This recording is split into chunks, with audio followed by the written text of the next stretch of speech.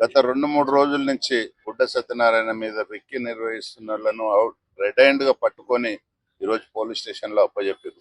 దీని వెనకాల ఎవరున్నా వదిలిపెట్టేది లేదు. ఇది మంచి సంస్కృతి కాదు. ఎల్బీ నగర్ లో అభివృద్ధి గురించి కొట్లాడితే అర్థం ఉంది, లేకపోతే వేరే పార్టీలతో మన దాంట్లోనే మనకు పంచాయతీలు పెట్టి ఇలాంటి పనులు చేయడం ఎవరిని క్షమించాల్సిన అవసరం ఈ ప్రభుత్వానికి లేదు, పోలీసులకు కూడా లేదు. ఎవరు ఎంత పెద్దోళ్ళు ఉన్నా తీసుకొచ్చి వాళ్ళ మీద యాక్షన్ తీసుకుంటారు.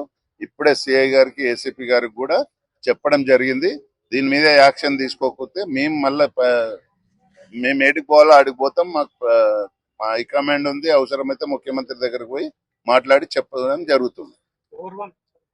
ఎవరు పంపించారో ఇప్పుడు ఇన్వెస్టిగేషన్ నడుస్తుంది. సత్యనారాయణ అయితే ఎవరు పంపించారో క్లారిటీగా చెప్తున్నాడు. ఆయనకు చెప్పాడంట అబ్బాయి. ఆ చెప్పిన దాని ప్రకారం యాక్షన్ తీసుకోమని చెప్తున్నాం. ఏం డౌట్?